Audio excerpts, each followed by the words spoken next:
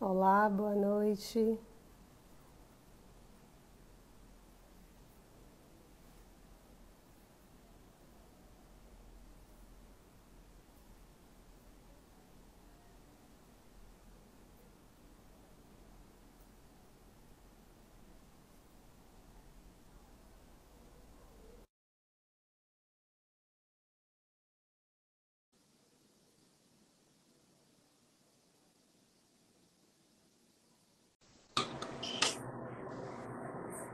Oi, Hudson.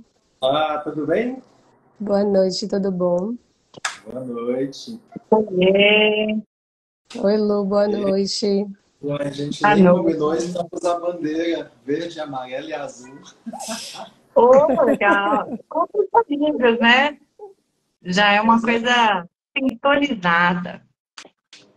é isso aí. Deixa só. Boa noite, gente, tudo bem?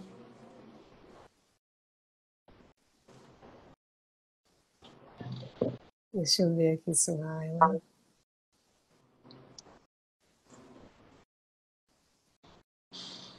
Pronto, só o chamando aqui, Suhaila, para a gente Responsabilidade, já. hein, Hudson?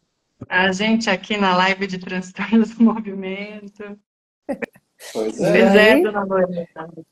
Viu aí? Pois é, Nada dona como um dia Lorena. depois do outro. É. Pois é. E eu tô entrando no departamento e já estamos na live, vamos lá.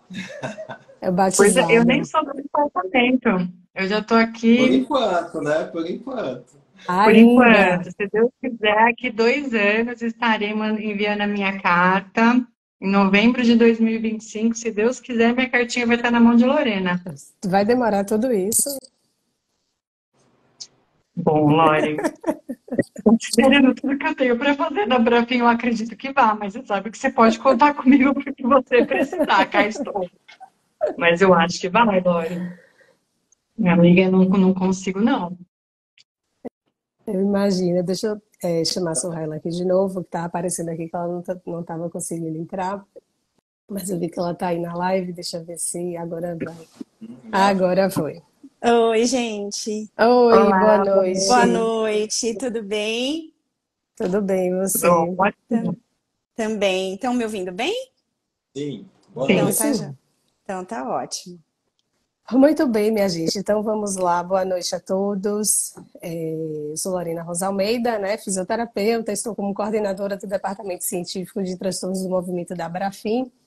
E aí, uma iniciativa do departamento da gente fazer essa live hoje em alusão ao Dia Mundial dos Transtornos do Movimento, né, que foi celebrado no dia 29 de novembro, pelo segundo ano. Essa data que é uma iniciativa da NDS, que é a Sociedade Internacional de Parkinson e Transtornos do Movimento, justamente para promover um momento de conscientização sobre essas questões, né? E aí, para a gente conversar hoje, a gente convidou o Dr. Hudson, que é o mais novo membro do Departamento de Transtornos do Movimento. Então, ele acabou de entrar e já está participando com a gente, já está colaborando, é o batizado dele no departamento. Doutora Suhaila, que também é membro do Departamento de Transtornos do Movimento.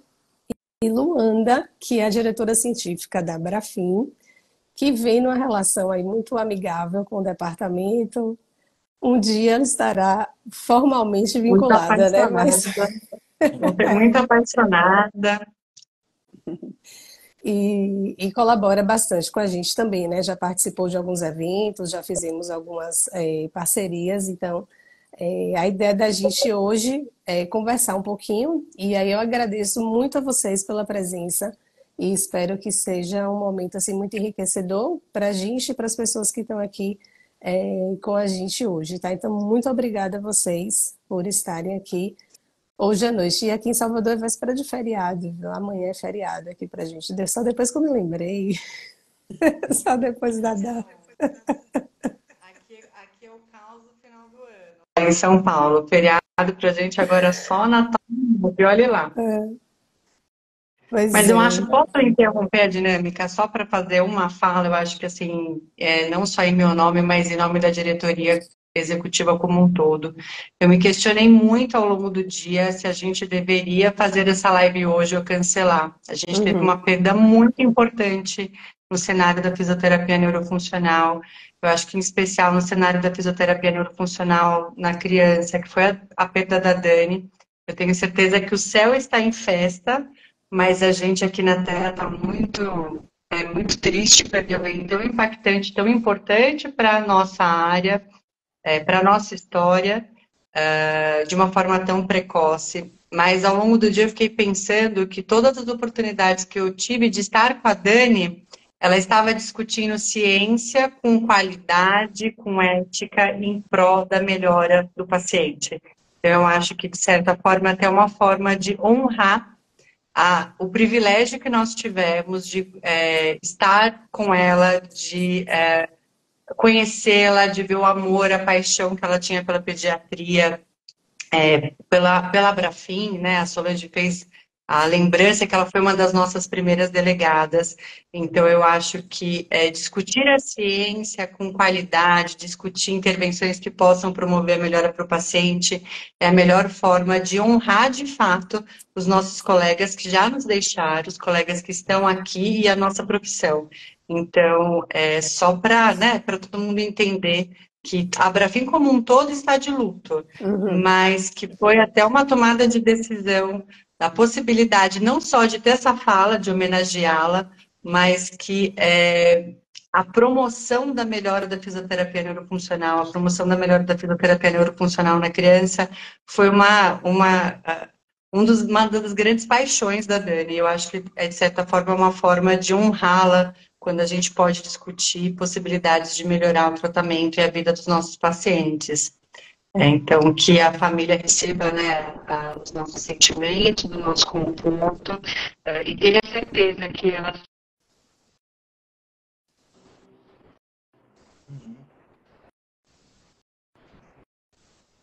Acho que Lu travou. Eu, Acho que sim. mas só confirmando e ratificando, né? A família receba o nosso carinho, o nosso afeto, a nossa gratidão, né? Pela presença e pela vida dela, que sempre trouxe no seu sorriso, né? A sua marca principal, né? Em prol do paciente, no caso das crianças. Isso. E tem uma mensagem linda, né, que foi postada hoje pela Abrafim, que ainda não viu, tá postada aí no feed. Então dá uma olhadinha lá. Muito bem, então deixa eu convidar a Lu aqui de novo, e aí a gente retoma.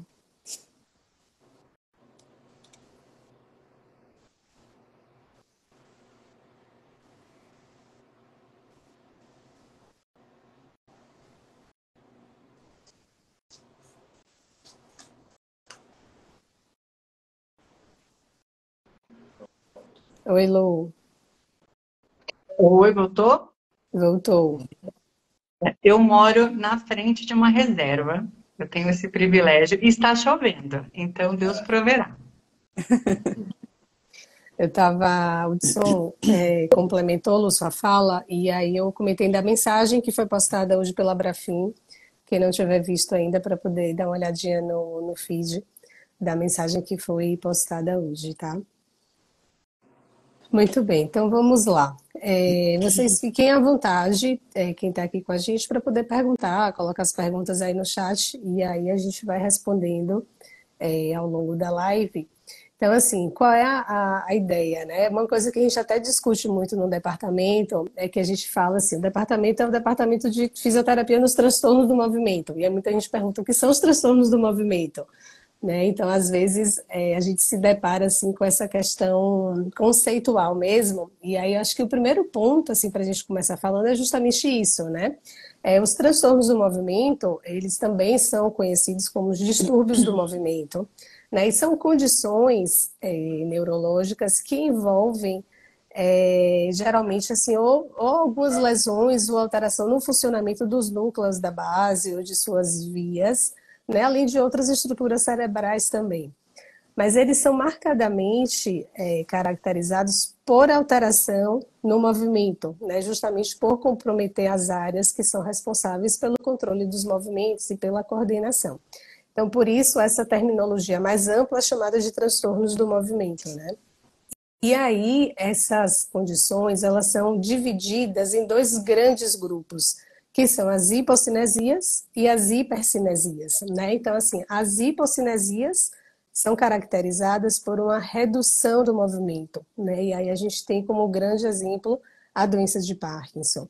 E as hipercinesias são justamente o contrário, né? Quer dizer que são condições com movimentos excessivos, movimentos em excesso, muitas vezes incoordenados, né? Com essa questão da ausência de coordenação. E aí caracteriza, por exemplo, os tremores, as coreias, as distonias. Então tem uma série de condições que fazem parte desse grupo aí também das hipercinesias. Então, assim, qual é a proposta da gente aqui hoje? É a gente falar um pouquinho das principais condições, né? Tanto das hipocinesias quanto das hipercinesias. E aí cada um de nós aqui termina trabalhando um pouquinho mais com algumas dessas condições, então eu acho que vai ser muito enriquecedor para a gente conversar e trocar ideias, tá? Então, assim, começando pelas hipocinesias, a gente não pode deixar de falar que a doença de Parkinson é a forma mais comum.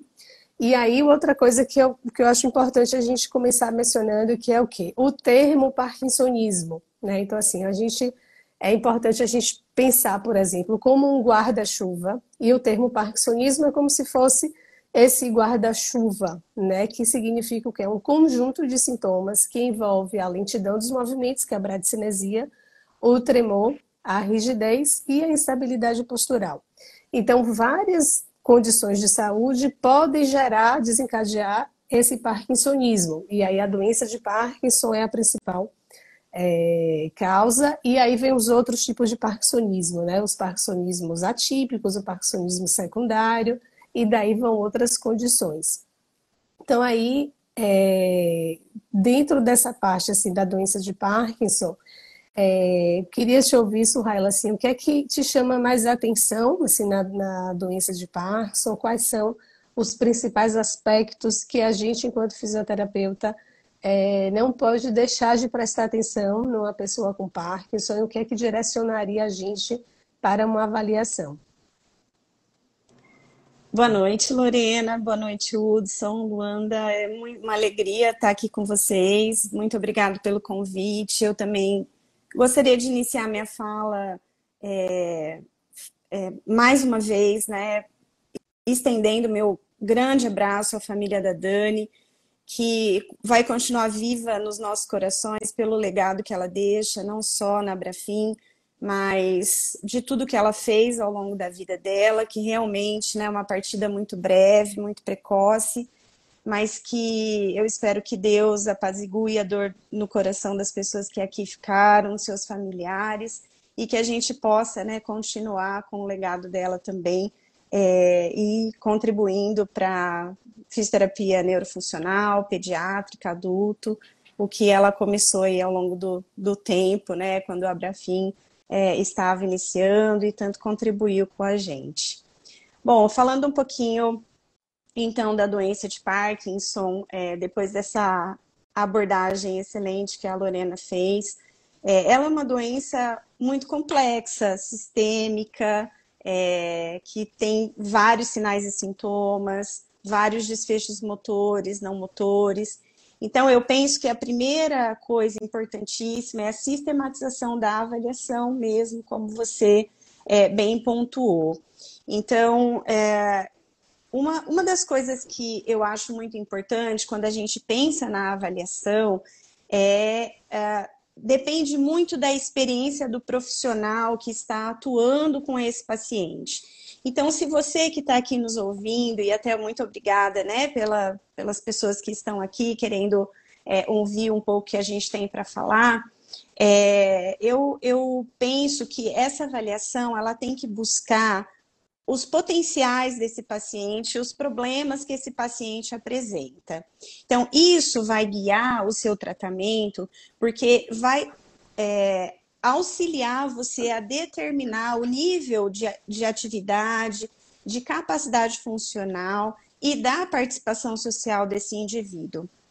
Então, eu penso que essa avaliação, ela tem que começar por uma avaliação propedêutica. Então, fazer uma avaliação de amplitude de movimento, de tônus muscular, uma avaliação de força muscular, de motricidade, de equilíbrio, de marcha. Então, você estabelecer uma propedêutica adequada para avaliar esse paciente e, ao final dessa avaliação, obviamente, não esquecendo todos os outros desfechos não motores, especialmente se você trabalha de uma forma mais especializada com essa população, e escolher instrumentos válidos, instrumentos confiáveis, instrumentos, se você trabalhar num serviço, por exemplo, onde você tem a capacidade de fazer uma avaliação instrumental, padrão ouro, mais fidedigna, lançar a mão disso também. Às vezes isso não é possível, dependendo do local que você trabalha, do serviço que você trabalha. Então, lança a mão de todas as ferramentas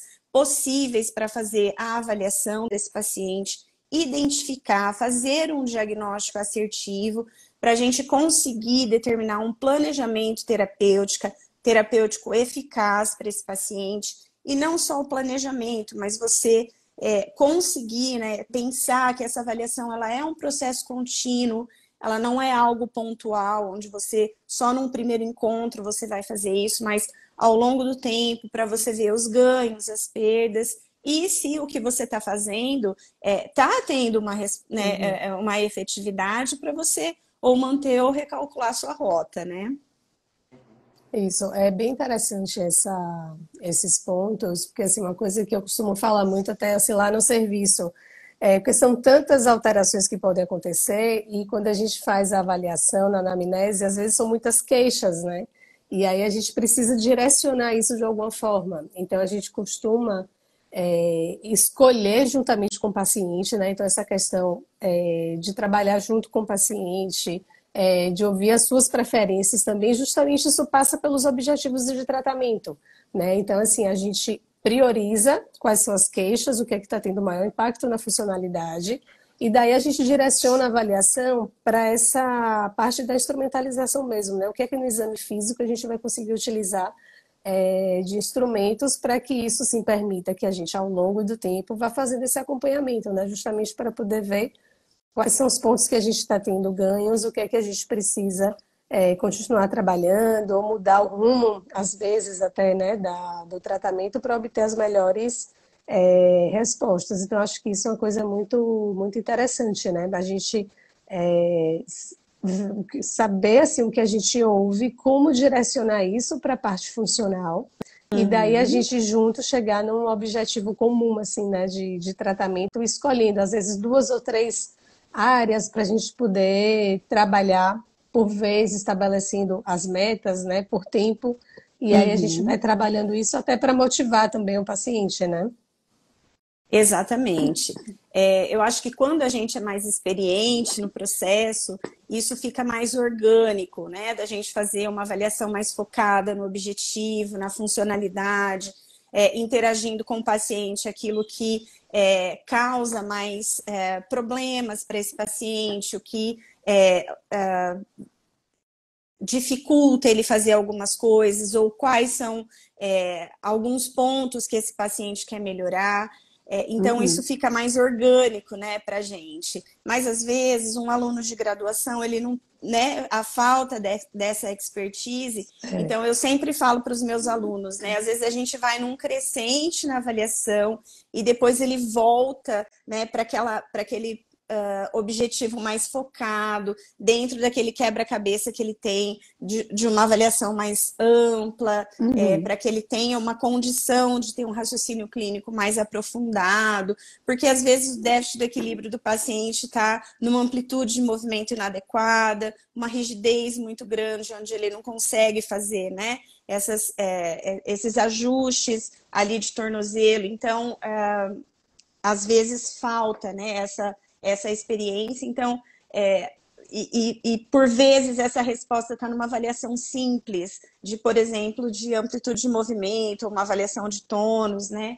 Então, Eu acho que fica muito interessante quando a gente une, né, a avaliação propedêutica, a avaliação focada na funcionalidade, no objetivo do paciente, em escalas específicas, validadas, confiáveis para fazer a avaliação, né? Com certeza. E aí eu vou pegar o gancho para falar assim, um pouco do parkinsonismo atípico, que a gente vai nessa mesma linha, né? Então, assim, a gente pode citar aqui como algumas condições a paralisia supranuclear progressiva, a atrofia de múltiplos sistemas, que são condições assim que a gente vê muito em ambulatório especializado, né? Assim como a gente trabalha mais ambulatório especializado de referência, a gente termina vendo mais esses casos, né? E aí a gente tem também, né, a degeneração córtico-basal e a demência com corpus de Levy. Então, assim, a grande diferença, né, assim, do parkinsonismo atípico para doenças de Parkinson é a forma como os sintomas se apresentam, né? Geralmente nos atípicos, o curso é diferente, né? Por isso o nome atípico até difere da doença de Parkinson, que seria o parkinsonismo primário, o típico. E normalmente, assim, os sintomas eles podem evoluir de forma mais rápida e algumas características são mais marcantes. Então, por exemplo, na paralisia supranuclear progressiva existe uma alteração de equilíbrio muito mais proeminente de forma precoce, né? Assim, as quedas costumam acontecer mais cedo, muitas vezes é o que abre o quadro clínico, né? Então, isso é uma coisa que é marcadamente assim, da paralisia supranuclear progressiva. E na atrofia de múltiplos sistemas, por exemplo, a gente tem a presença da desautonomia, né, que é uma coisa que também é bem proeminente assim, de forma precoce. Né? Então, assim, na avaliação médica, tudo isso é levado em conta em relação para ser estabelecido o diagnóstico. Isso impacta na fisioterapia por quê? Porque a gente pensa em termos de prognóstico funcional. Né? Então, desde esse primeiro momento aí da avaliação, é importante a gente saber e diferenciar essas condições, justamente porque isso vai direcionar também o nosso plano terapêutico. Mas, da mesma forma, a gente tenta estruturar a avaliação dessa forma, né? Ouvindo as queixas, vindo o que é principal e direcionar, aí sim, para as questões funcionais. Então, assim, são condições que os sintomas são bem parecidos, mas eles se apresentam de forma diferente, né? Então, assim, você tem a lentidão dos movimentos, tem a rigidez, tem a instabilidade postural, em alguns não tem presença de tremor, assim como a doença de Parkinson também, né? Tem formas de apresentação da doença que também não há o tremor em repouso, e isso daí a gente vai direcionando, né, desde o momento da avaliação para que a gente consiga ter uma visão mais ampla, assim, do quadro. Então, assim, a gente pode falar, Hudson, queria pegar o gancho aí com você também, para a gente já passar um pouquinho e falar das hipercinesias, puxando um pouquinho aí, talvez, assim, eu sei que você já trabalhou um pouco, né, com a parte de Huntington, com as ataxias, e aí a gente já casa depois com a experiência de Luanda aí com as crianças também, com esses quadros das hipercinesias. Acho que a hipocinesia é algo que a gente está mais habituado a ouvir, a ver na prática clínica, né? E aí acaba sendo mais comum. E aí quando a gente vai para o gancho das hipercinesias, a gente também entra dentro do universo das doenças mais raras também, né? Uhum. E aí muitas delas têm uma causa genética muito forte, né? A Huntington, por exemplo, eu tive a oportunidade um pouco antes da pandemia se instalar, iniciar, eu tinha um projeto na universidade, a gente acolhia as famílias, né? E aí, para quem nunca ouviu, um paciente com doença de Huntington, ela é uma doença autossômica dominante, né? Ela está relacionada à sequência, né, dos aminoácidos, o CA, o G, então são os CAGs, então quanto maior essa sequência de replicação no exame do cariótipo, mais gravemente esse usuário ele vai manifestar os sintomas. A doença de Huntington ela cursa com uma tríade, né, que são os distúrbios de movimento com a hipercinesia, além da questão do declínio cognitivo bem acentuado, né, então eles cursam muito precocemente com demência, E, além disso, tem um transtorno psiquiátrico associado, né? A compulsão, muitas vezes, é o principal, né? Quer seja alimentar, sexual, enfim, né? Então, o grande desafio é que essa questão psiquiátrica, ela vem muito forte, né? Muitas vezes no início da doença, e muitas vezes as famílias, né? A própria pessoa que está cuidando, pode ser que ela seja portadora assintomática, né? E esse é o grande desafio, e muitas vezes as famílias vivem, entre aspas, com licença dessa expressão, assombradas, né? Porque elas não sabem se também vai acontecer com elas, enfim.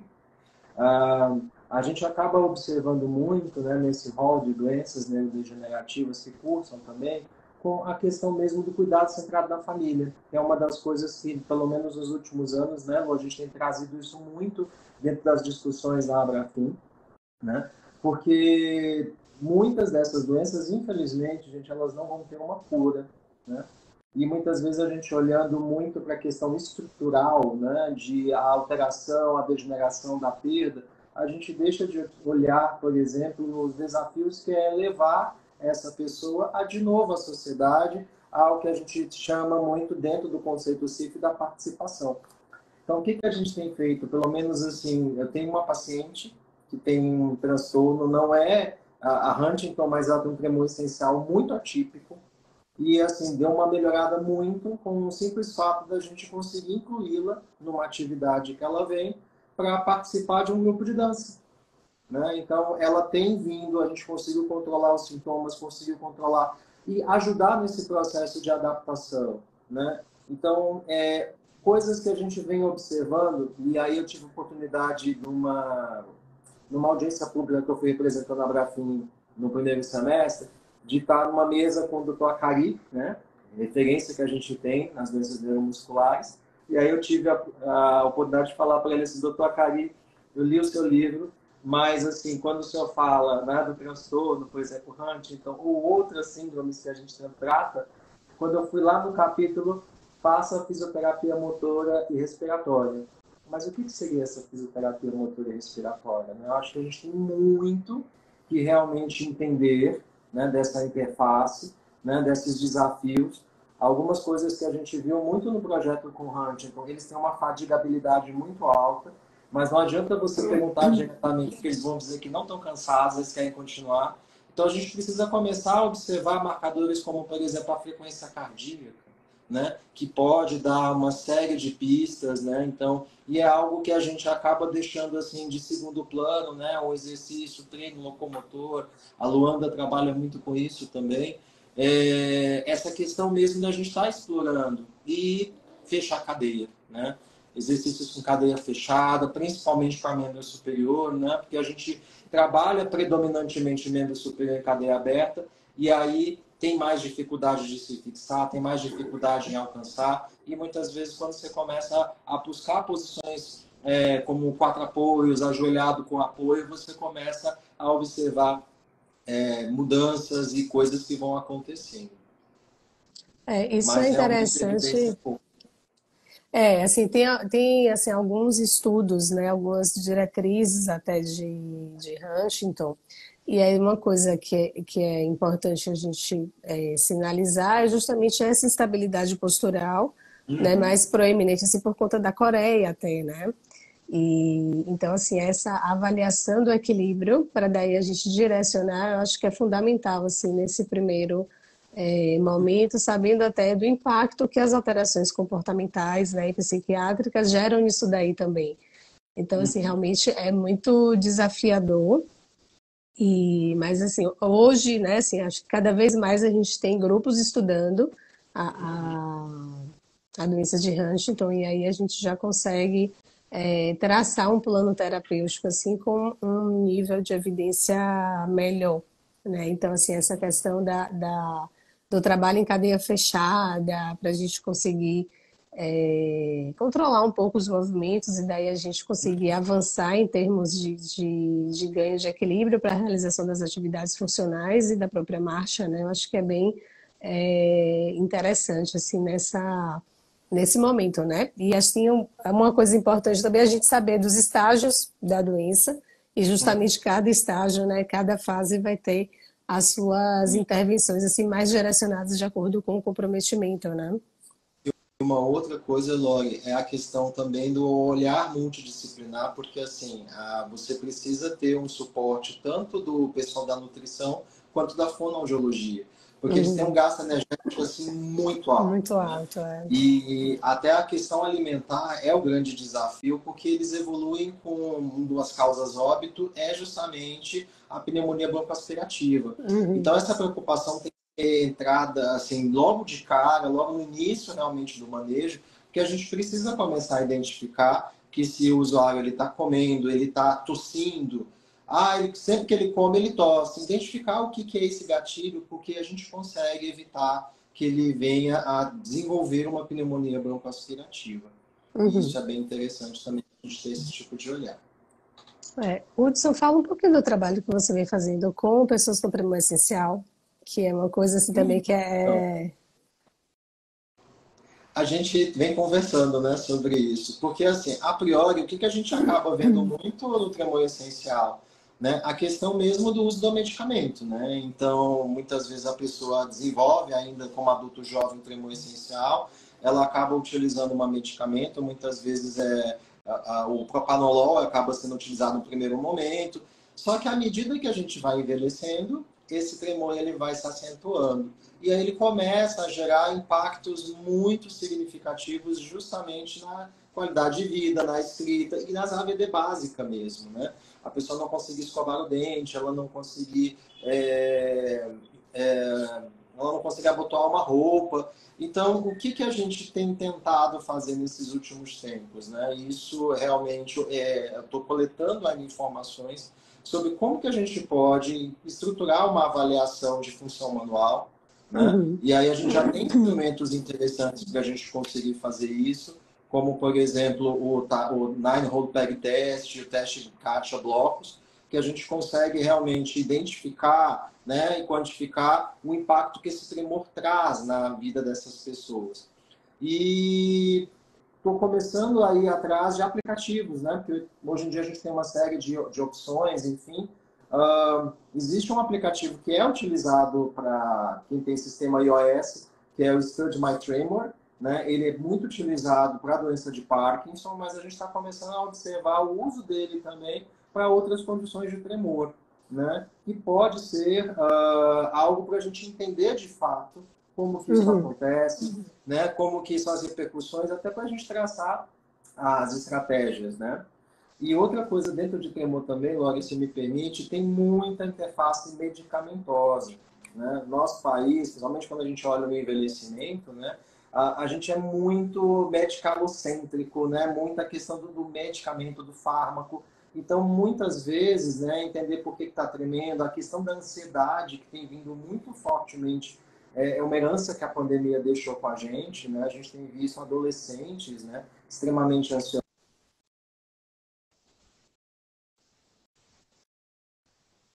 Hudson, seu áudio cortou. Meu carregador aqui.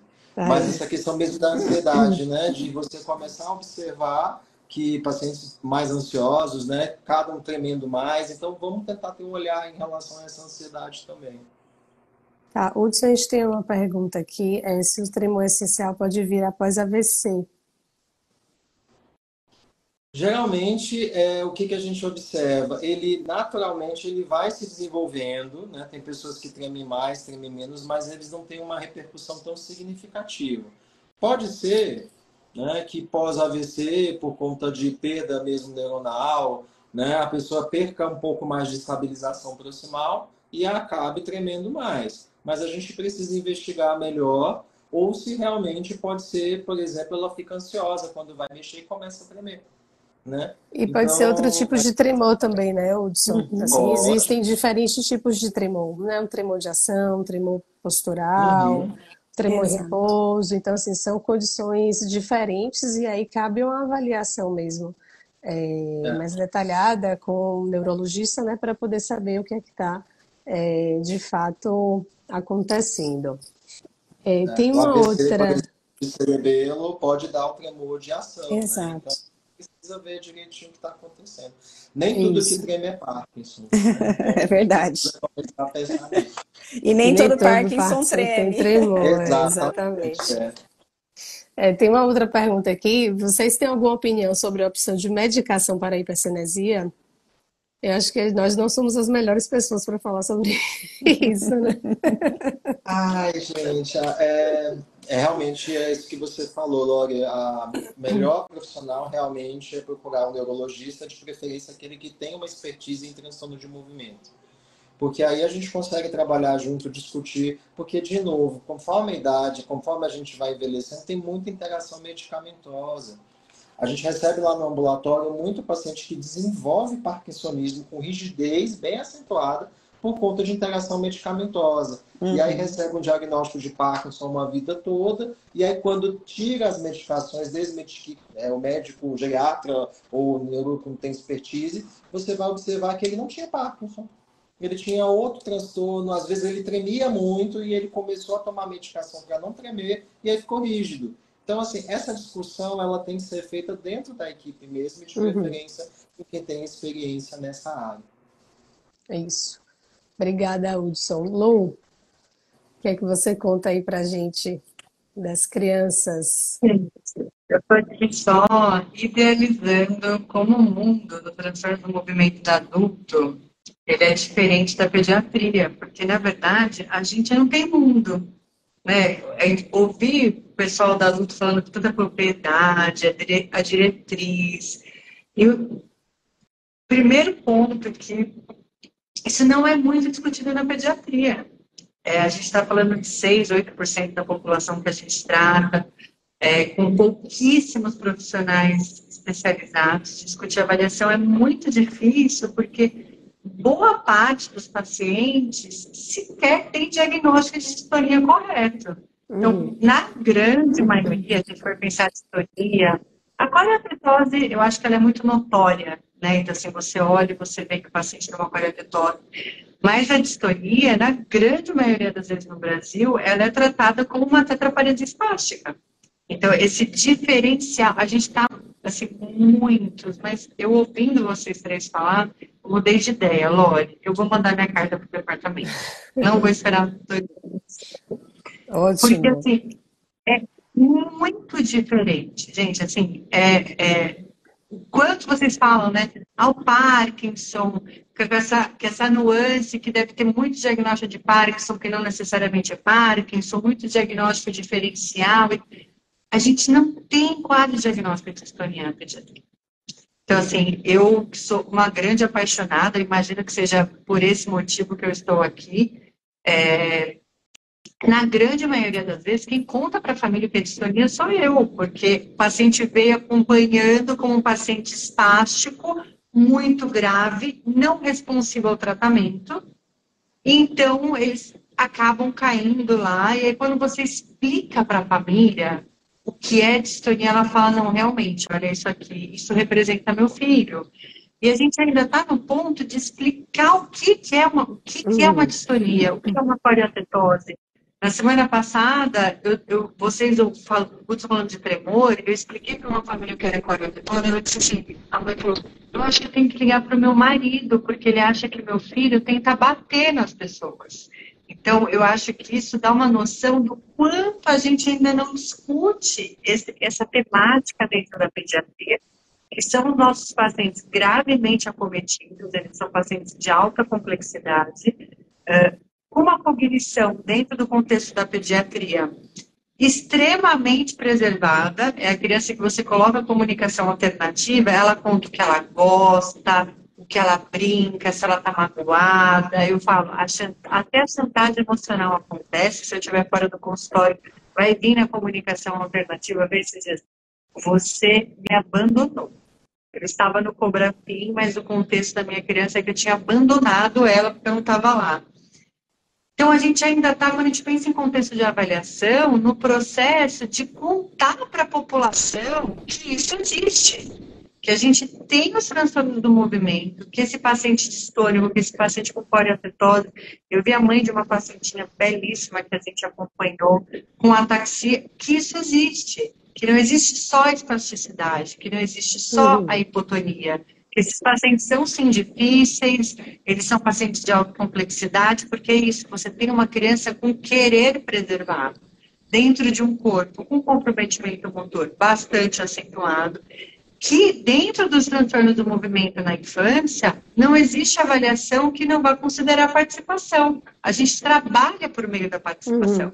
Porque se a gente for pensar em estrutura e função, se a gente for pensar em atividade, na grande maioria das vezes a gente não vai ter grandes saltos. A gente pode ter, né? Assim, eu tenho muitos pacientes que fazem, como você falou, treino locomotor, eu tenho muitos pacientes com mobilidade funcional, mas a minha grande meta com essa população é promover participação. Quando ele está na escola, quando ele está na sociedade, quando ele está com a comunicação alternativa, contando que ele gosta, que ele existe, esse é o momento da pediatria. Então, a gente acaba, dentro do contexto da pediatria, Lore, respondendo essa pergunta, primeiro ponto, a gente precisa discutir, a gente precisa assumir que não existe só espasticidade e hipotonia na pediatria.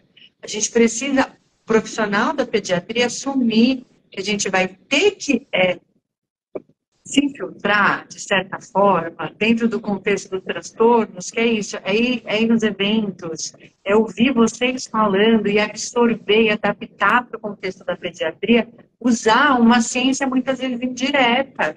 Eu fui, antes de entrar na live dar uma olhada, pacientes com distonia e pacientes com ataxia não chegam a representar 1% da ciência no contexto da pediatria. Então, a gente não tem como tratar um paciente sem usar uma evidência de forma indireta. E que a gente primeiro tem que conseguir fazer diagnóstico. Eu preciso primeiro conseguir olhar e falar, isso aqui não é espasticidade, isso aqui é distonia. Olha, esse paciente ele tem corioatetose, é diferente. Olha, esse paciente aqui ele tem ataxia.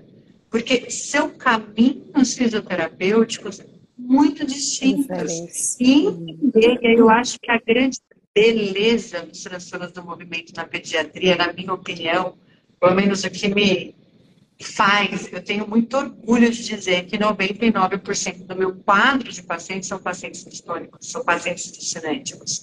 E quando você olha para isso, você pensar que você vai trabalhar diariamente com participação, com promoção de felicidade, com promoção do querer, pela luta de que, olha, isso aqui ele quer fazer, ele vai fazer, é isso que ele gosta, é responder assim, vai para a aula de inglês na escola bilíngue ou não vai?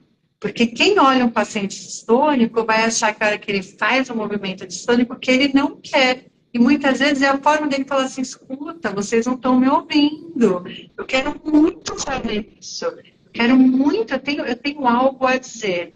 Então, eu acho que o contexto, quando a gente pensa em avaliação dos transtornos do movimento na infância, eu acho que a gente tem dois grandes sistemas. O primeiro que é a base como a propedêutica neurológica. O fisioterapeuta da neurofuncional, na minha opinião, ele tem que se apropriar do neuro. A gente se apropriou da função. Agora, a gente tem que voltar e agarrar a parte da neurologia e falar assim, eu domino isso aqui. Peraí, eu entendo de propedêutica neurológica, porque isso também não é mais discutível.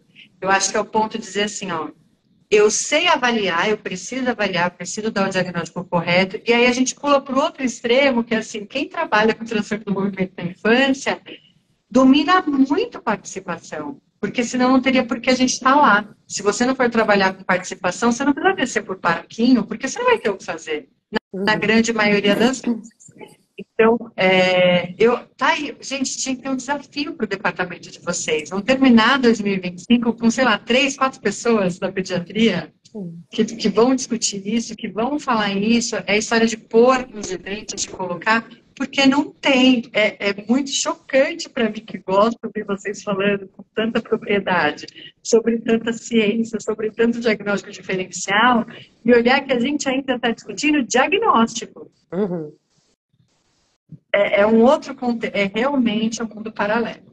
Eu acho interessante, Lu, essa questão que você comentou. Assim, lembra quando a gente fez o Cobrafim online, a dificuldade que a gente teve para conseguir montar a mesa de transtornos do movimento de pediatria? Então, assim... Gente, tenho muito orgulho de dizer que eu sou uma das poucas fisioterapeutas da M10 que trabalham com pediatria. Não por expertise, mas por escassez de profissionais. A gente descobriu isso no Cobrafim. Olha, não diga que não é por expertise, não, tá? Eu concordo que tem a escassez, mas não diga que é por falta de expertise. Então, assim, ó, eu acho que é interessante, eu acho que de fato a gente pode pensar assim em fazer algum evento, alguma coisa que a gente tente reunir, né, as pessoas que trabalhem com pediatria, né, com essa área de transtornos do movimento, acho que vai ser muito Eu acho que é enriquecedor. quase levantar uma bandeira, sabe, Uhum. Lore? Porque sabe o que mais me toca? É você, dentro de um contexto que muitas vezes na minha área, quem trabalha com criança de paciente de alta complexidade, a pergunta que eu respondo com muita frequência é assim: meu filho entende? Você acha que ele está entendendo? Você sabe o que ele gosta? E quando a gente fala de transtorno do movimento na pediatria, a nossa resposta é um sim, ele entende. Isso é tão impactante. Então, se a criança entende, ela está aqui, e não é um desmérito a qualquer tipo de Uhum. alteração que possa comprometer, mas é quase que um encarceramento. E a hora que você abre a possibilidade que o fisioterapeuta olha no olho da criança e fala assim: eu estou aqui por você, a gente vai se entender, o negócio vai dar certo. É de uma tamanha beleza que eu falo, pelo menos na minha opinião, vou usar na minha opinião para não criar polêmica. É a parte mais linda da fisioterapia neurofuncional, é você trabalhar com paciente cinético. Porque é um tipo de relação que a gente nem vai encontrar na sociedade. Então, assim, isso é uma bandeira que tem que ser levantada. Eu acho que e fica, né? Olha, quem você foi convidar para a live, Lorena, no último segundo do ano, né? Que vai devolver a demanda, aquele papel da diretoria científica.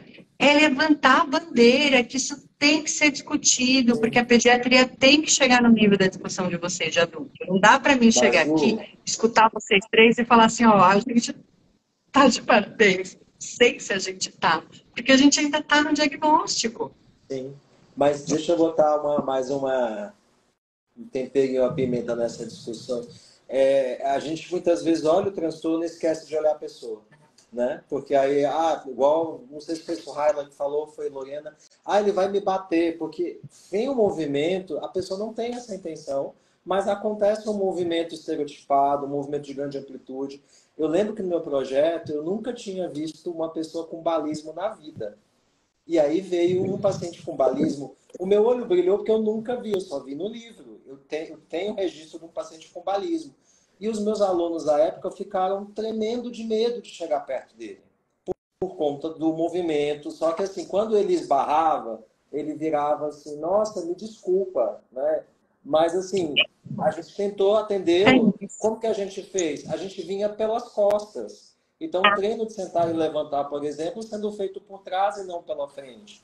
Mas a gente só pensou nisso porque tinha aquela pessoa que tinha dificuldade e fez a gente pensar.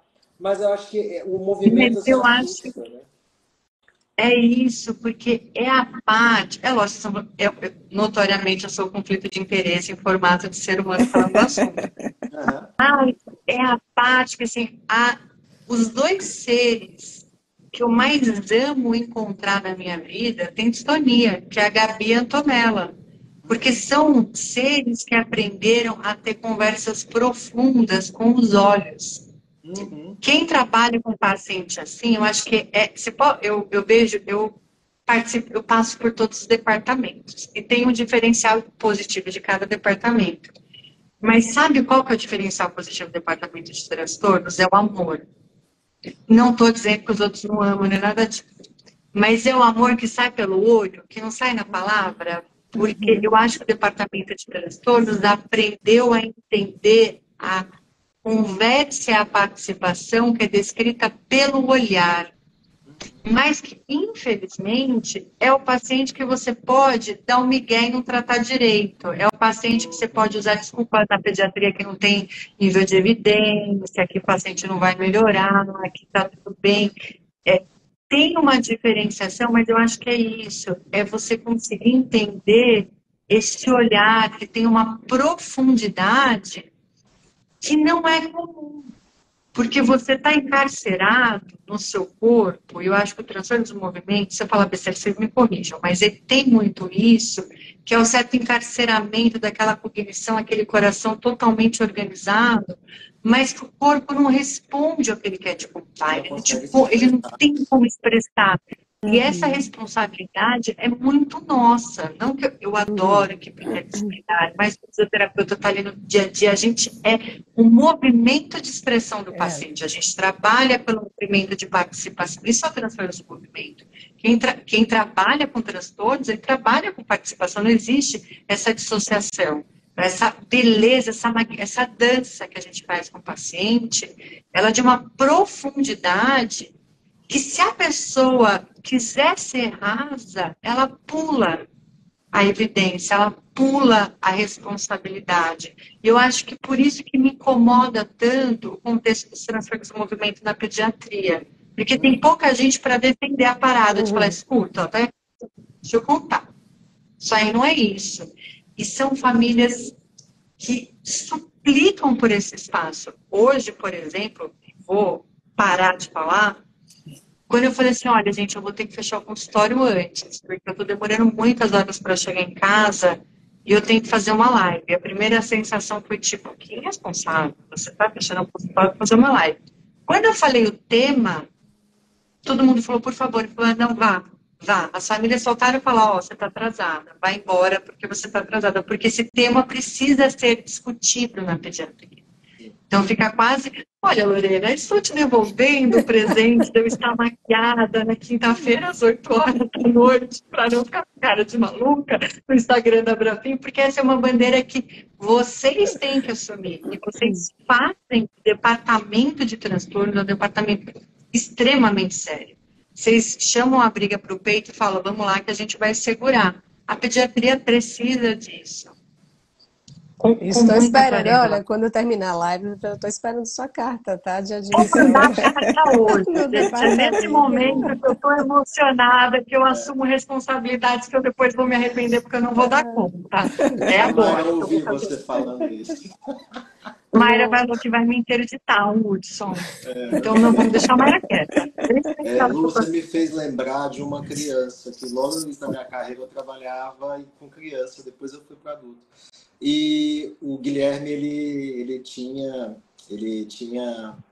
uma distonia, e eu lembro que ele abria um bocão, um sorrisão quando você falava que ele gostava, e a gente dizia que ele era ninja, que ele chutava, então a gente entendeu.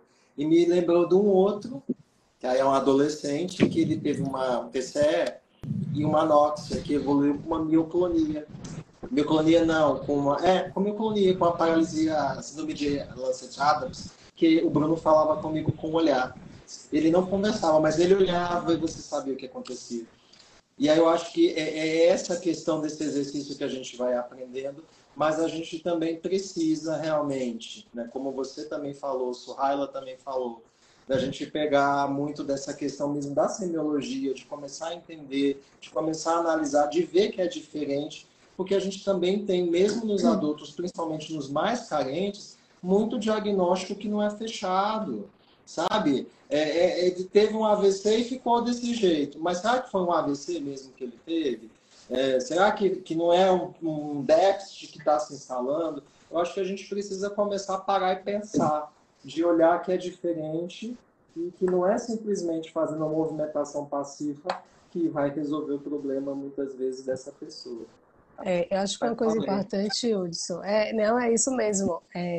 O que isso traz à tona para a gente é justamente o acesso a um serviço, né? Um serviço especializado ou de fato a médicos que sejam, né, especializados na área, ou neurologistas que tenham mais contato, porque isso faz toda a diferença, né? E aí a gente parte para aquela questão que até a gente vai fazer o censo, né, de transtornos do movimento justamente para saber, né, quem é que está atendendo, onde é que essas pessoas estão, como são esses serviços, justamente para a gente ter essas respostas e tentar chegar nessas pessoas, chegar nesses serviços e trazer essas pessoas para perto de nós pensando na capacitação, né? Então isso daí faz muita diferença. E um ponto importante é o que o fisioterapeuta, ele muitas vezes é a pessoa que tem mais contato com o paciente. Então, ele às vezes passa por um serviço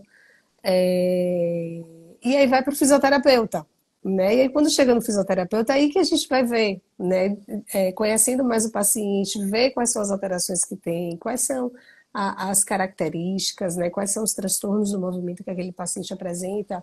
E aí a gente termina se perguntando um bocado de coisa, né? Então a gente tem muito esse contato com o paciente, e isso traz para a gente toda essa discussão rica que a gente tem, porque a gente vê muita coisa todos os dias, vê muita coisa diferente, então isso daí mostra para a gente o quanto a gente tem responsabilidade como membro da equipe em tratar essas pessoas, né? E lembrar que cada um é cada um, a forma de apresentação é única em cada pessoa, e é para a gente assim, muita responsabilidade, né? Muitas vezes a gente é a pessoa da equipe que está ali no dia a dia mesmo, para poder lidar com tudo, para poder resolver os conflitos, os encaminhamentos, e não consegue tal profissional, não consegue outro, e a físio vai tentando ajudar, e a gente termina se envolvendo bastante, né? Então isso é uma coisa importante.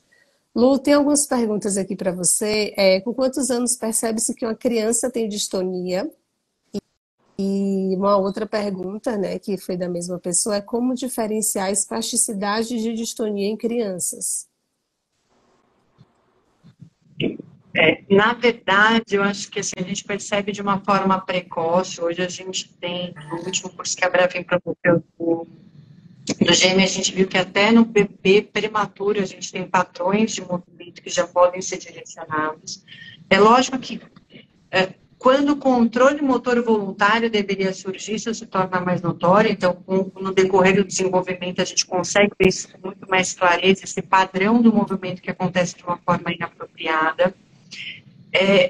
Sobre a diferenciação, eu acredito que para um especialista, eu falo que a gente bate o olho e você vê um padrão torsional, que é muito diferente de um padrão espástico, né? Então, você vê o padrão espástico, o paciente muito mais simétrico dentro do seu padrão alterado, e quando a gente pensa em distonia, a gente vê muito mais um padrão torsional, se a gente fosse pensar numa fotografia. O especialista, ele consegue bater o olho numa imagem e ter essa caracterização. Mas a gente tem escalas de avaliação que diferenciam isso. A gente tem inúmeras escalas de avaliação que diferenciam a distonia da espasticidade, que quantificam a distonia.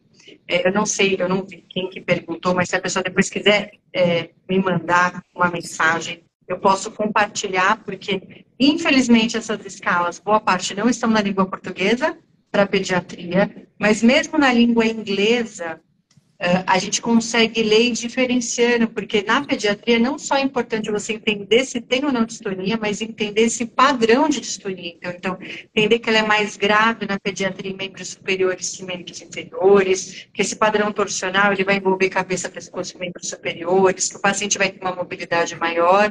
Então, eu acho que é importante não só fazer uma avaliação simplificada, mas quantificar por meio de instrumentos de avaliação que esse paciente é distônico, porque na grande maioria das vezes você vai dizer que ele é, 90% da população vai dizer que não, vai dizer que ele é um paciente espástico. Mas na pediatria o padrão torsional é um grande diferencial. A criança que faz esse padrão torsional, normalmente ela evolui com uma distonia, pensando de uma forma simplificada de responder uma pergunta desse tamanho, do que o paciente espástico que tem um padrão muito mais simétrico. Joia, Lu, obrigada.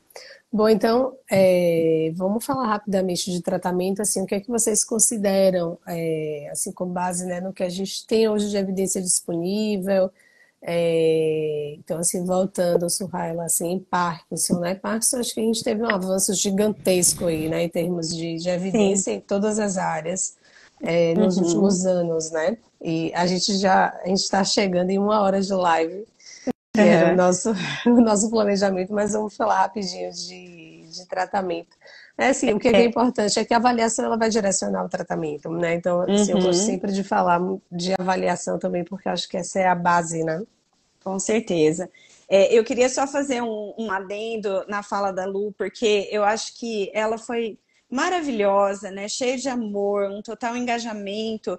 E eu acho assim que eu me via quase 25 anos atrás, quando o Parkinson era isso que você vive hoje, né? Então, ali pelos anos de 2000, quando eu comecei a trabalhar com essa população, e depois, ali em 2010, quando eu instituí meu ambulatório mesmo como um serviço especializado no tratamento dessas pessoas, e o que é hoje, sabe, Lu? O É. avanço, o pulo, assim, da órbita de Plutão, do que era naquele momento em que a gente começou e do que é hoje. Me lembro de eu na portinha lá do Hospital de Clínicas pedindo para médico fazer a indicação para o paciente ir para o serviço de fisioterapia, onde a gente falava de tríade motora simplesmente, né? Tremor, bradicinesia, rigidez, mais nada. Então, o que é a doença de Parkinson hoje, como ela evoluiu em espectro clínico mesmo, como ela evoluiu em avaliação, em dispositivos avaliativos, em tratamento. Então, hoje a gente tem até inteligência artificial já no tratamento dessas pessoas. Então, é algo assim, que se naquele momento alguém me falasse que eu ia estar vivendo isso hoje, em 2023, talvez eu não acreditasse. E talvez como uma forma de esperança, né, de que você vai chegar nesse momento, eu tenho certeza absoluta, né? E falando de tratamento, eu acho que é bem representando isso, quantos avanços o tratamento na doença de Parkinson ela conseguiu ao longo desse tempo. Então, basicamente, em todos os desfechos clínicos que a gente pensar, nós temos evidências importantíssimas da melhora da fisioterapia. Então, no equilíbrio, na marcha, e eu nem vou falar muito de técnica em si, porque são Uhum. inúmeras e isso depende muito do que o fisioterapeuta tem de disponível na mão dele, no lugar que ele está. Mas, mais uma vez, né, falando o que Lore acabou de falar, da importância de você fazer uma boa avaliação do seu paciente, você fazer uma detecção daquilo que é importante, daquilo que é mais significativo para esse desfecho funcional que o paciente precisa melhorar, para ele melhorar a sua participação, para ele voltar. Eu sempre falo isso para os meus alunos, não adianta a gente melhorar o equilíbrio do nosso paciente. Ele está indo visitar a filha dele, ele está indo pagar a continha na lotérica, né? Ele tá saindo, ele está indo ao mercado. Então, essa transferência do aprendizado, do que acontece no nosso ambulatório, nos nossos laboratórios de pesquisa, que é o que é a verdade para o nosso paciente, que é o que a gente realmente tem que entregar para ele. É isso que a gente quer. A gente quer realmente que o paciente tenha independência, não só ser independente, que ele seja autoeficaz, que ele consiga fazer as coisas dele, que ele tenha qualidade de vida, que ele tenha adesão ao tratamento, porque quanto mais aderido, quanto melhor ele se sente, quanto mais a gente melhora os desfechos, mais adesão ao tratamento esse paciente vai ter, uma vez que o paciente fica muitos anos com a gente. E eu também vivencio muito isso, né? Como eu tenho meu ambulatório aí há quase 15 anos, do paciente que chega bem, e por mais que a gente, né, desacelere a doença, a gente sabe fenômeno de plasticidade, angiogênese, neurogênese, vai chegar um tempo que esse paciente vai ter alguma perda significativa, que a gente vai ter que pensar o que nós vamos fazer, o que ainda a gente vai tentar levar de melhor para ele, mesmo que num estadiamento mais grave, mesmo que o paciente que vai internado comigo, porque como eu também atuo, né, em unidade de internação, em unidade de terapia intensiva, ele chega para mim ali também, como o Hudson falou, com uma pneumonia aspirativa, uma fratura, né, que ele caiu e fez uma fratura, e ele vai estar nesse serviço de internação comigo também, então daí eu me comunico pelos olhos, eu me lembro da nossa história, então eu acho que é isso, né? E aí, voltando para a pergunta da Lorena rapidamente, então nós temos, né, recomendação forte, com altas evidências científicas de várias coisas, treino de equilíbrio, treino de marcha, seja ela com pista, sem esteira, sem esteira, o equilíbrio, treino orientado à tarefa, exercícios comunitários, agora aparecendo bastante coisa de membro superior, que a gente também tinha um olhar não tão grande para isso, né, Uhum. Lore? Então, É. a gente trabalhava muito mais membro inferior, equilíbrio, marcha, isso, coordenação.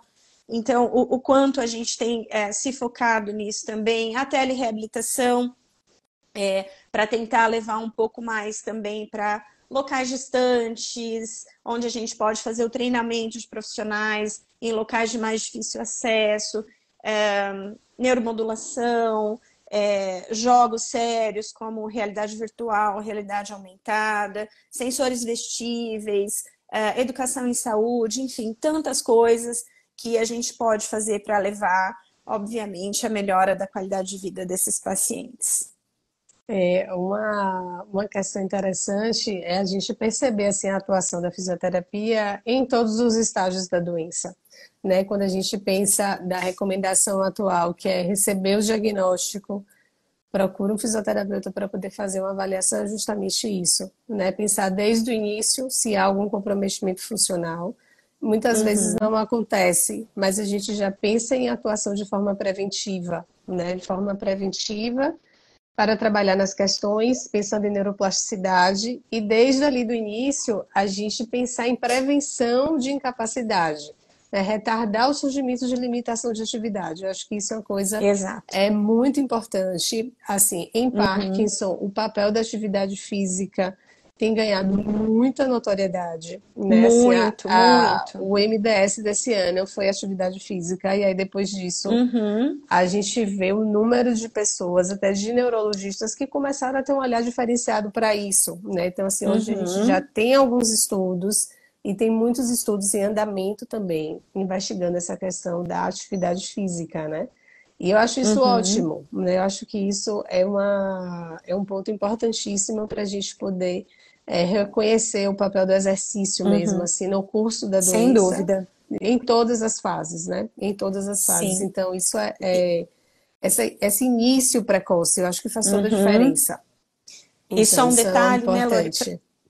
para assim, eu finalizar, o quanto ainda também que a gente precisa evoluir, não só no exercício, mas na frequência, no volume de tratamento, quantas vezes o paciente vai para a fisioterapia, por quanto tempo, o que a gente precisa mais para inibir o comportamento sedentário. Então, não é só ir 2 vezes lá no meu ambulatório, o que a gente, né, vai fazer a mais para esse paciente, para a gente realmente estabelecer custo-efetividade. Eu estou aqui num serviço público, então, se eu posso atender meu paciente 2 vezes na semana, por que eu vou atender 3 e onerar o serviço se a efetividade daquilo é parecido? Então, eu acho que até para quem está nos ouvindo e também é um pesquisador que está aqui, que a gente precisa avançar no campo da fisioterapia neurofuncional, especialmente em transtornos do movimento, essa questão de volume de tratamento, de frequência, enfim, de tipo, pensando também nos subtipos, acineto rígido, tremor dominante, PIGD. Então, ainda nos fenótipos, nos diferentes fenótipos e nas complicações, como camptocormia, PISA, que a gente também tem muito poucas evidências, né? Assim como a Lu estava falando na população dela, na pediatria. Isso é muito importante mesmo, a gente ter esses avanços, né?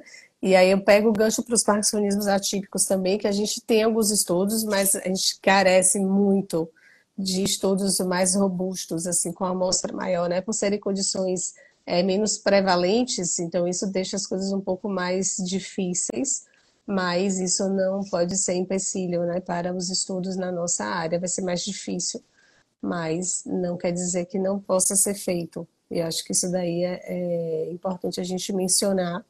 E a gente vai muito junto do que a gente acha de evidência em Parkinson, né? A gente busca o quê? Intensificar mais o tratamento, né? Se a gente tem a gente segue a linha, né? O treino de equilíbrio ele precisa ser altamente desafiador, então às vezes mais desafiador ainda, talvez com volume maior para a gente conseguir ter uma efetividade maior. Então são coisas que a gente precisa ainda de fato percorrer um caminho, né? Para chegar numa resposta mais objetiva. Mas a gente consegue, né, pegar muita coisa dos estudos que tem Parkinson e aplicar nessas outras áreas. Hudson, falando um pouquinho aí de você.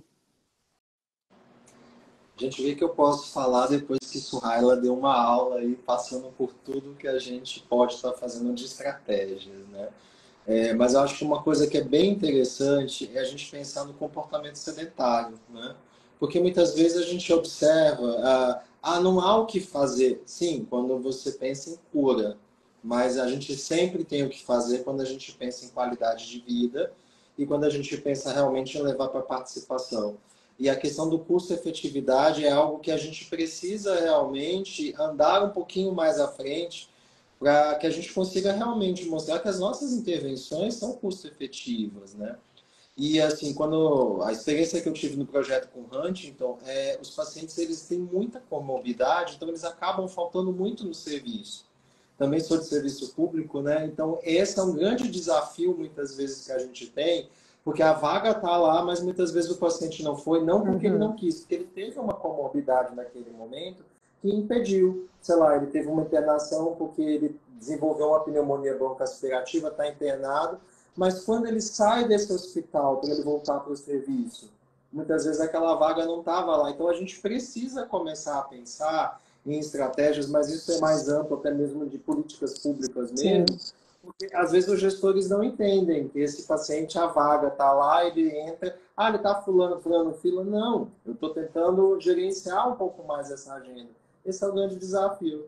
Às vezes a gente somos os doidos das agendas, né? Eu tenho que encaixar, custe o que custar, e tem esse, tem o outro. Então, assim, e as famílias, muitas vezes, a gente se aproxima muito nesse processo de gerenciamento.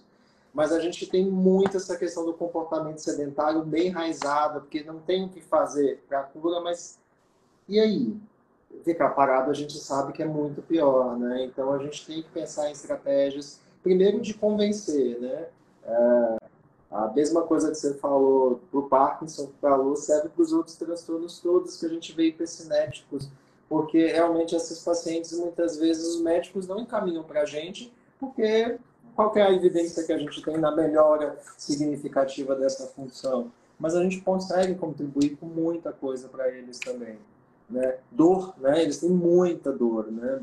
Deixam bastante de dor cervical, né? O gasto energético é altíssimo. Então, acho que a gente precisa começar a olhar um pouco mais amplo também, né? Queda é algo que a gente já está mais acostumado a estar lidando, mas a dor, Uhum. a fadiga, né? Que a gente precisa começar a olhar para esses elementos também. Com certeza, Hudson. E aí eu me lembro de uma conversa, acho que foi até no Cobra Fi que a gente discutiu um pouquinho, é quando dá alta, né? Você dá alta, a gente não tem como dar alta, né?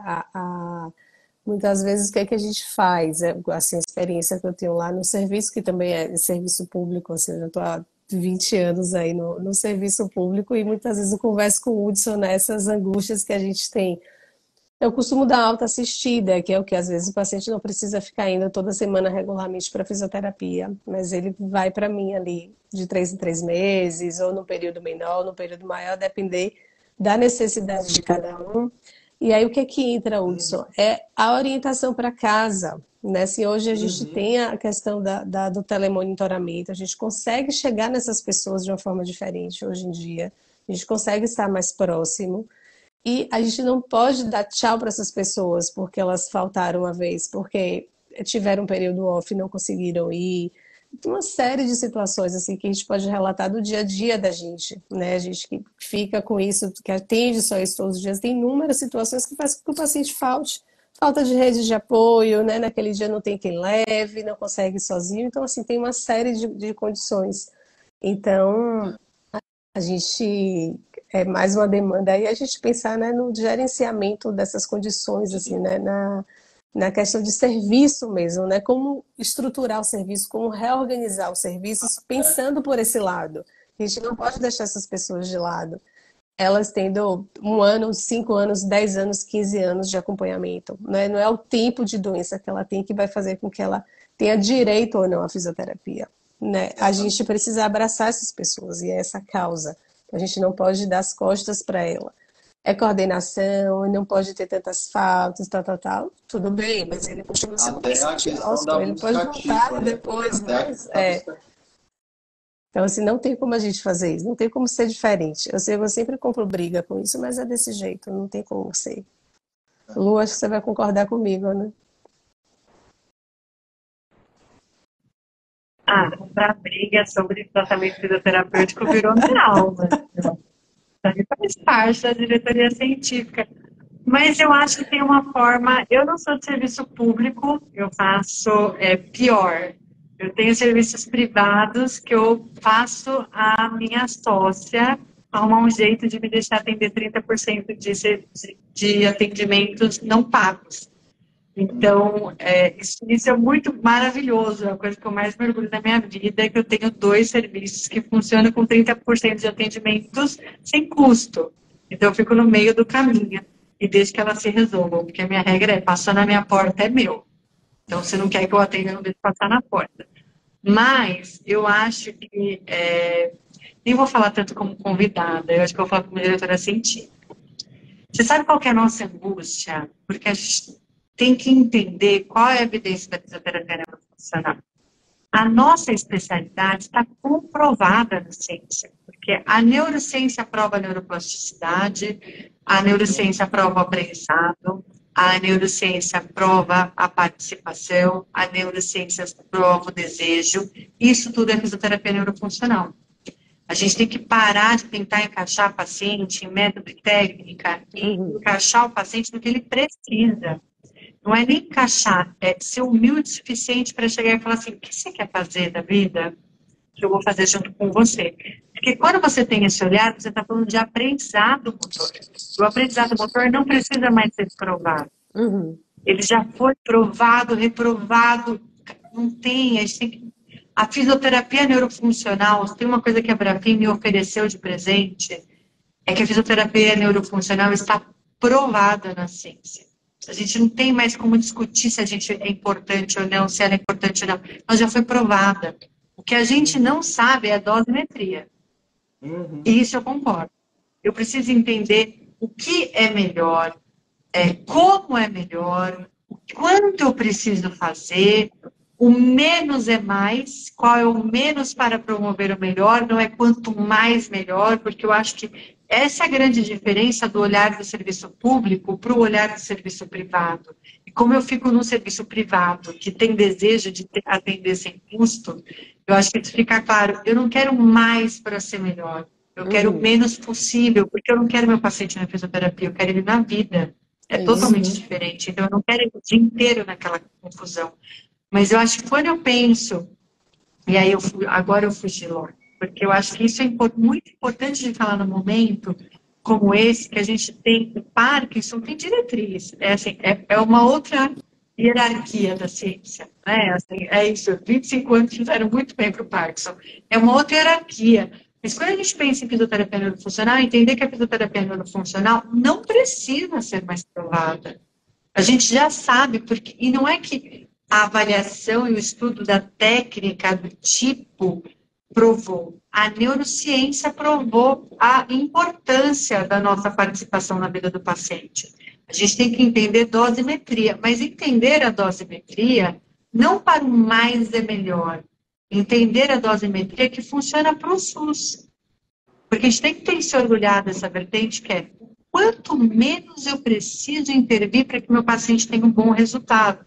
Porque eu quero que ele viva. Eu não quero ele dentro do meu serviço. Quero que ele viva e eu quero atender mais gente, né? Sim. Exatamente. E eu quero ir na festa, na pediatria fácil. Eu falo, eu quero ir onde? Eu quero ir no aniversário, eu quero ir na formatura. Eu quero virar para a mãe e falar assim, olha, deixa no passeio da escola. Vamos para acampamento. Vamos para o pula-pula. É isso que a gente quer, porque a gente tem que mudar essa visão. E esse é o papel da Brafim. O papel da Brafim não é, quando a gente, muitas vezes as pessoas se ofendem, a Brafim não faz apologia a métodos e técnicas. Que bom, a gente faz apologia à fisioterapia neurofuncional. E a gente já entendeu que a gente não precisa ser provado, a gente precisa ser compreendido dentro de parâmetros para que a gente possa oferecer o melhor parâmetro para o nosso paciente. Porque a gente já tem a diretriz que se chama CIF. É isso que a gente quer. É para lá que a gente está indo, eu já sei para onde ir. Então, porque como eu responderia essa pergunta como uma fisioterapeuta da neurofuncional que trabalha com transtorno do movimento, assumindo que eu não tenho ciência sobre a minha área. Eu não tenho artigos para discutir o que eu estou fazendo. O máximo que eu posso dizer é que a neuromodulação é positivo, mas seria um conflito de interesse de eu falar que eu não vivo sem a neuromodulação, porque eu sou o conflito de interesse sobre isso. Mas eu não tenho ciência, se eu for olhar para a fisioterapia dentro do contexto da distonia na criança. Mas eu tenho ciência sobre a fisioterapia neurofuncional, e é ela que me guia todos os dias. Então, eu acho que a gente precisa começar a discutir a fisioterapia neurofuncional sem títulos, mas também olhar para a dosimetria, que eu acho que é exatamente essa, Paula. Qual que é a dosimetria para cada condição de saúde dentro dos transtornos do movimento, uma vez que a gente já entendeu sobre aprendizado, sobre neuroplasticidade, sobre neurociência? Eu acho que isso é um aspecto muito importante, porque eu não consigo mais, eu descobri esse final de semana, responder essa pergunta sobre tratamento como fisioterapeuta. Só consigo responder, pelo menos por mais um ano, como diretora científica. Eu estou com viés, lógico. Né, isso é importante, Lu, porque assim, a vida do sujeito, né, da pessoa, não pode ser ir para terapias. Eu estava conversando isso ontem. Né? Se a gente for pensar, porque precisa de fisioterapia, precisa de fono, precisa de psicólogo, e, gente, é o dia, não é. A gente está aqui para poder ajudar, né? Mas a gente quer ajudar o quê? Até uma melhor qualidade de vida no seu dia a dia. Então, vá viver, vá fazer as atividades que você gosta, incorpore o hábito do exercício físico no seu dia a dia, fazendo uma coisa que é prazerosa para você. Não precisa ir para o serviço de fisioterapia para se exercitar. Não, vai quando é preciso. A gente precisa, de fato, sim, frequentar. Mas não que seja aquela coisa maçante, não precisa estar ali todos os dias, por tanto tempo e tal, tal, tal. Né? Então, assim, eu acho que essa visão, assim, a gente precisa desse suporte, as pessoas precisam do nosso apoio, a gente faz um trabalho conjunto, mas não é só isso. Né? Só isso não vai levar a pessoa a lugar nenhum, porque ela precisa utilizar aquilo dali que a gente está trabalhando no dia a dia dela. Eu acho que esse é o nosso papel. Né? É o movimento para a sua vida, para a sua qualidade de vida, para a sua funcionalidade. Né? Não é só ficar restrito à nossa atuação ali, pensando unicamente em termos de serviço. Né? A gente tem mais uma pergunta aqui, e aí a gente encerra, que é da Ana. Ela está perguntando a experiência sobre a utilização de estímulo sensorial no tratamento de distúrbios do movimento. Posso começar?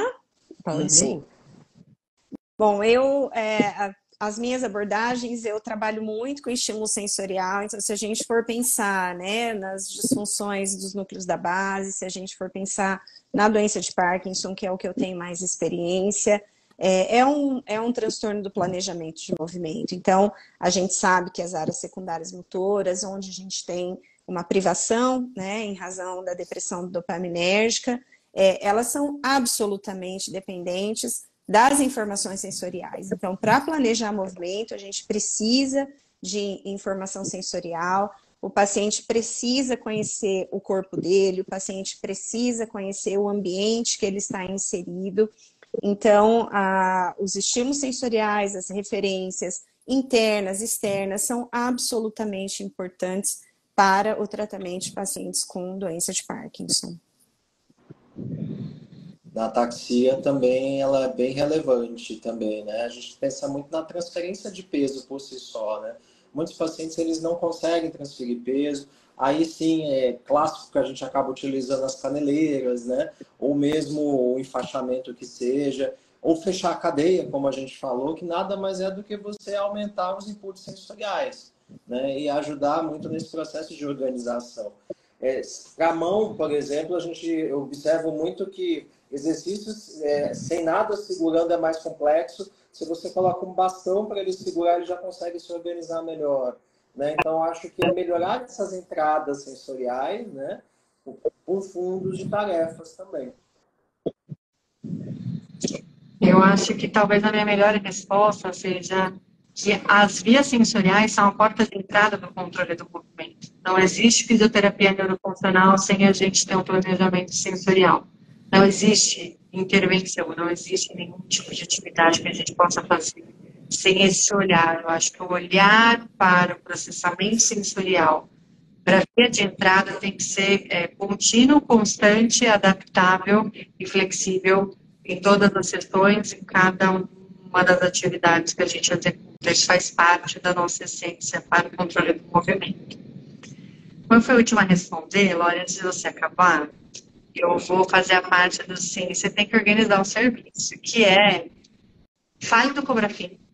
Do Cobraf, olha, eu já tô, gente, o Cobrafim, ele tá empregado no nosso coração.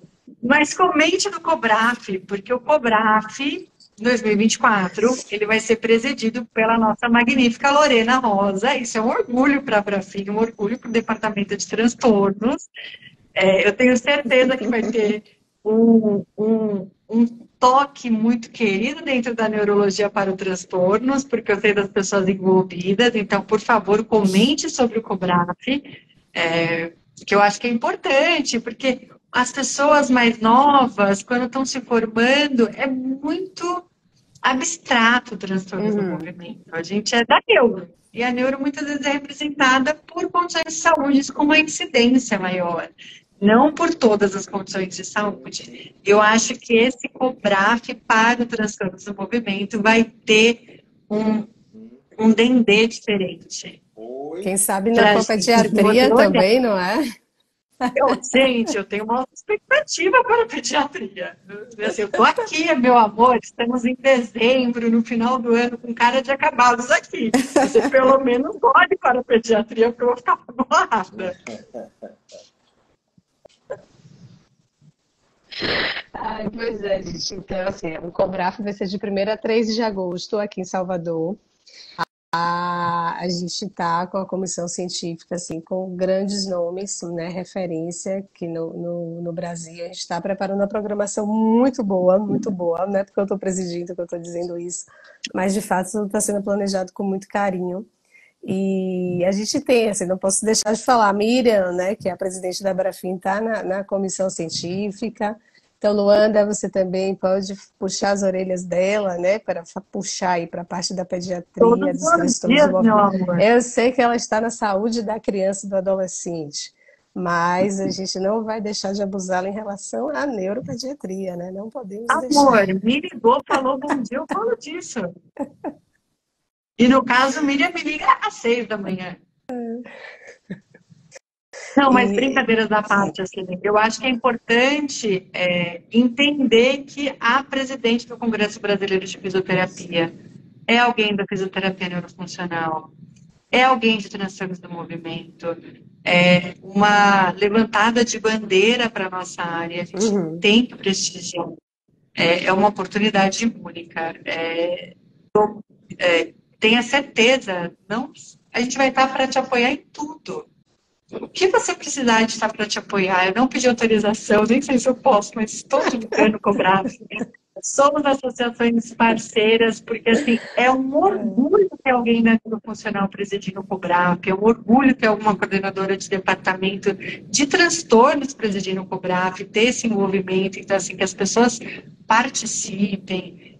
E não só do COBRAF, mas encham as salas quando o tema for transtorno do movimento. Para falar de distonia na criança, a gente precisa ter público. A gente precisa dessas possibilidades. Então, assim, já que a gente está finalizando o ano, fazendo uma live, todo mundo cansado, né, nesse contexto, que as pessoas se animem para ir para Salvador, que desejo para você que seja um evento magnífico, que você consiga discutir o que vocês tanto amam dentro do departamento, com a sabedoria, com a delicadeza, a humildade e humanidade que o departamento de transtornos tem, que o COBRAF tenha esse reflexo e que esses temas sejam discutidos. Da minha parte, fica tranquila que eu vou cobrar a Miriam. Fica bem tranquila, que vai dar tudo certo. Muito obrigada. E assim, eu fico muito grata, né, assim, a você pelas suas palavras. A gente que acompanha, a gente se conheceu, né, na diretoria da Brafim, acho que isso daí o Hudson também. A gente terminou se aproximando mais, né? Então acho que são presentes assim que a gente teve e que a gente carrega aí para muitos lugares, né?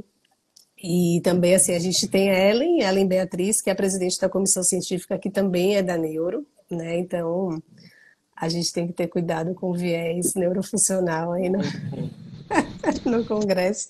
E Clinton, que também, né, da Brafim, está na comissão científica. A gente pode ter um viés, mas a gente pode ter orgulho, porque um Cobrafinho eu posso garantir que a gente vai falar muito de transtornos. A gente tem a possibilidade de ter a Tamine como uma das responsáveis pela programação científica internacional. E, assim, eu acho que é muito importante que essa live se torne muitos outros pedacinhos, né, que a gente possa ter essa programação ao longo do ano, que esse tema possa ser discutido com frequência, que ele comece a fazer parte dos nossos congressos, das nossas vidas, um papel que ele papel que a sociedade precisa, não que ele merece, mas que a sociedade precisa, porque é para isso que a gente existe, é por isso que a gente se formou. E uma coisa importante... Já me despedindo, Lori, muito obrigada pelo convite. Não fuja dela. Só para terminar, assim, que é uma coisa que é importante, a gente sempre fala assim da neuro, mas as especialidades se complementam, né? Então, muitas vezes a gente está na neuro, mas a gente precisa ter um outro olhar, ter uma outra visão, para justamente oferecer esse cuidado integral, né? Isso acho que a gente está pensando muito nisso no Cobraf, né? A gente vai reunir todas as especialidades, mas não cada uma em um canto, né? A ideia é que as coisas conversem entre si. Acho que isso que faz sentido na fisioterapia, né? Então isso é um ponto importante para a gente. Muito bem, muito obrigada a vocês pela participação, muito obrigada a todos que estiveram aqui com a gente, aos que ficaram até agora. E eu vou deixar a live gravada, espero não fazer nada errado, viu, Hudson? Vou seguir aqui as suas recomendações. Muito obrigada, a gente vai aproveitar para... Se você quiser, tá perdoado. Eu sempre perco a live da Brafim. Acho que Jaime corta meu pescoço. E aí aproveitar, né? Desejar um final de ano tranquilo para todo mundo, que o próximo ano seja de realizações e que a gente consiga cada vez mais se engajar na nossa área, assim, defender as nossas bandeiras, né? Tanto de conhecimento e educação em saúde aí, não só para profissionais, mas como para os pacientes e suas famílias também, né? Sim. Vocês querem falar mais alguma coisa? A Lu já se despediu. Só agradecer mais uma vez, um beijo grande para todo mundo. Obrigada, Lorena, pelo convite, pela oportunidade. Obrigada aos colegas que dividiram essa noite tão alegre com a gente. E quem ficou aqui também nos ouvindo, muito obrigada. É uma alegria muito grande mesmo fazer parte da Brafim, fazer o que Deus me permitiu fazer, que eu amo tanto. Muito obrigada. Olha, o negócio a gente combinou que era para 1 hora, tá mais de 1 hora e meia. Pois tá? é. O papo tá super agradável, daria para continuar mais um pouquinho. Mas muito obrigado para quem está aí acompanhando, né? A gente passou uma mensagem, que a gente consiga realmente buscar, né? Quem sabe custo-efetividade nos próximos anos, né? Que eu acho que é o nosso desejo, e focar as nossas diretrizes também, os raros e as disfunções menos frequentes. Obrigado, Lori, pela oportunidade. Beijo. Obrigada, gente. Boa noite. Tchau, tchau. Boa noite, gente. Obrigada. Tchau.